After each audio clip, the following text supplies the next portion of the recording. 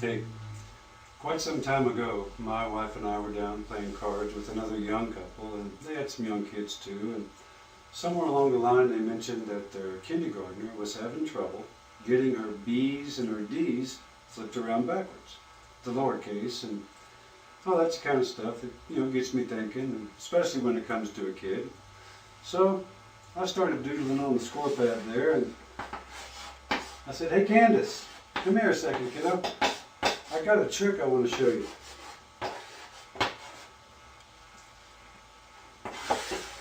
You see this row of letters that has a whole bunch of little C's? What's it for? Well, watch what happens when I do my trick.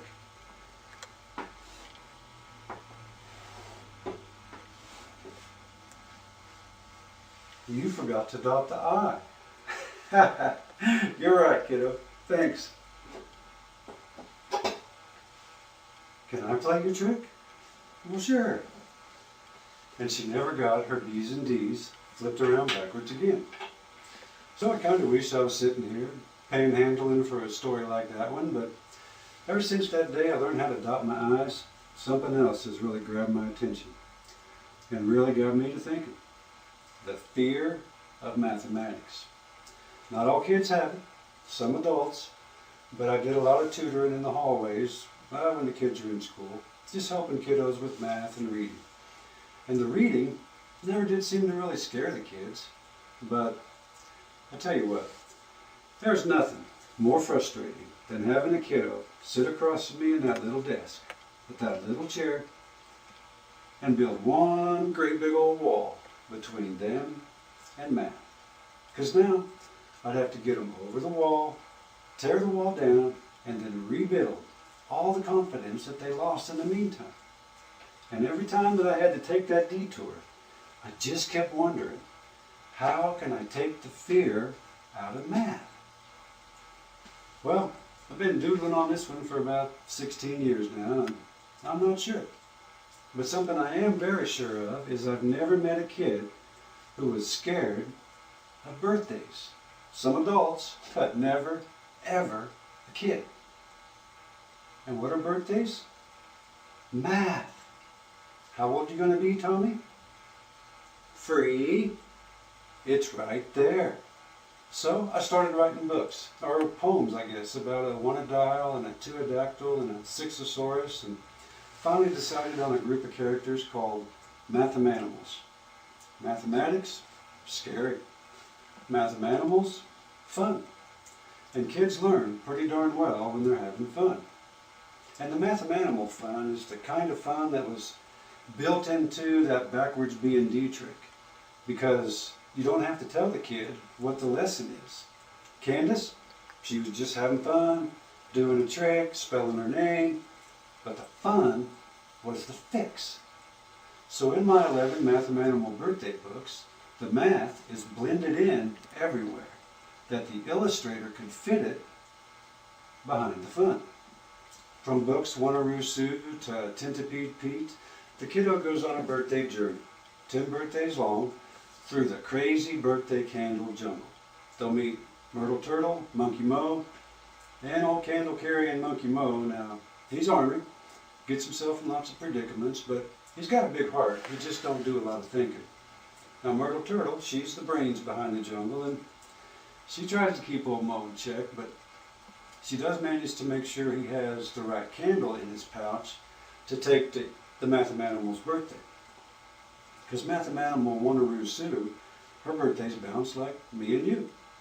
Her cakes take the candle one. But Mathamanimals are not the same. It's a crazy birthday candle game. Saber-Tooth Ruth, her cakes take the candle 2. And on birthday 1, she is 2. On birthday 2, Monkey Mo swings in, 2 candle 2s on the cake, and now Ruth is 4. 3 Brariba, Cillawilla Aunt Forilla, that's Monkey Mo's aunt who loves vanilla. The next book is Lyle Pyle, the Five-a-Dial, and all their friends. Each of the Mathamanimals age by the multiple of the number that's in their name. It's just what Mathamanimals do. And all 11 books, pretty fun.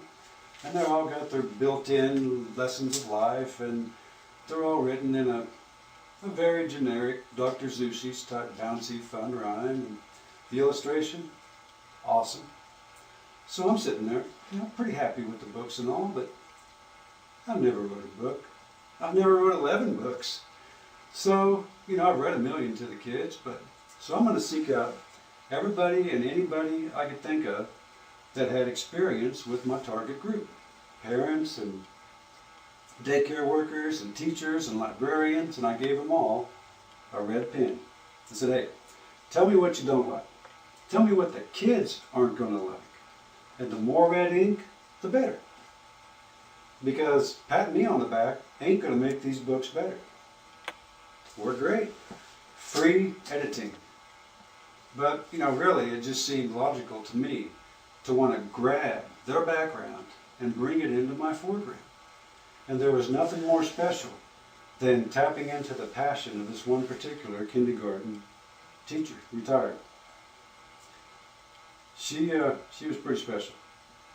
But they all had their red ink, their own critiques and some really pretty good ideas. But every single one of them circled Threebra or Reba.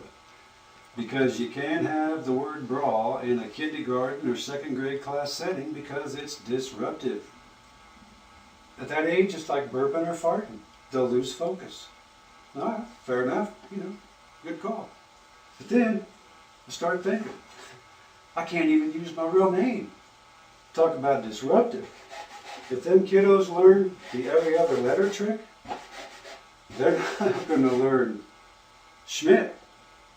So I call myself Not Dan, and now we'll just go with Threeba, Reba. It's a better rhyme anyway, and Reba gets 3 stripes each birthday. So they're going to know that she's a zebra, and that she's 3 and 6 and 9 stripes and 12 stripes.